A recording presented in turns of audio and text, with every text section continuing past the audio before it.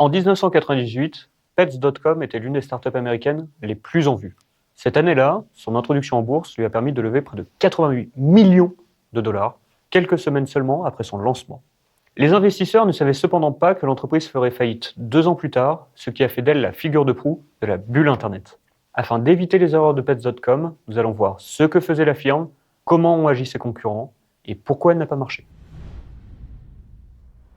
Comme son nom le suggère, Pets.com était un site internet dédié à la vente de nourriture pour animaux.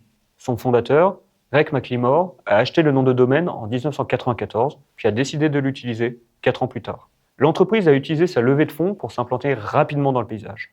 Elle a multiplié les opérations marketing, avec des budgets dépassant parfois 2 millions de dollars par campagne. Ensuite, elle s'est construit une chaîne logistique en faisant bâtir des entrepôts. Appuyée notamment par Amazon, son principal actionnaire, Pets.com a même fait l'acquisition de l'un de ses principaux concurrents pour 10 millions de dollars en mai 2000.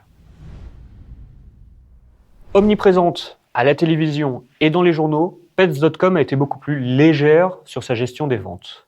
De février à septembre 1999, le chiffre d'affaires de l'entreprise atteignait 619 000 dollars pour un budget publicitaire de plus de 11 millions de dollars. Afin d'écraser ses concurrents, l'entreprise pratiquait des prix inférieurs de moitié au leur. Surtout, elle avait choisi d'offrir la livraison gratuite de ses produits. Mis bout à bout, ces éléments rendaient Pets.com incapable d'être rentable. La nourriture pour animaux est lourde et les marges de ce marché ne dépassent pas les 5%. Surtout, l'entreprise a été victime de son succès. Le nombre de clients a en effet augmenté en 2000, notamment grâce au bouche à oreille. Comme l'entreprise perdait de l'argent sur la majorité de ses ventes, cela a précipité sa chute. Le 7 novembre 2000, l'entreprise a été placée, de manière prévisible, en liquidation. Amazon a repris la plupart de ses infrastructures physiques. Le nom de domaine, l'actif le plus précieux de la firme, a été cédé à un concurrent, PetSmart. Ce dernier, toujours en activité, a choisi une voie bien différente de développement. Opérant sur le même secteur que Pets.com, PetSmart a débuté dans l'exploitation de magasins physiques. Après le lancement de Pets.com, les ventes de PetSmart ont décliné significativement. Mais la firme est restée rentable grâce à la clientèle qui n'utilisait pas le web. L'entreprise a néanmoins conclu un partenariat avec un site de vente en ligne pour pénétrer ce nouveau marché. Bien qu'exsangue après 2 ans de guerre des prix, PetSmart a eu raison de son concurrent Pure Player et a réussi à mettre la main sur son actif clé, son nom de domaine, désormais bien présent dans l'esprit des consommateurs.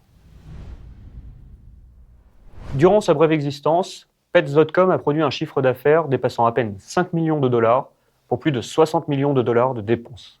Cet échec flagrant s'explique par plusieurs facteurs. L'entreprise s'est lancée dans des dépenses somptuaires de communication qui ont vite épuisé ses ressources financières.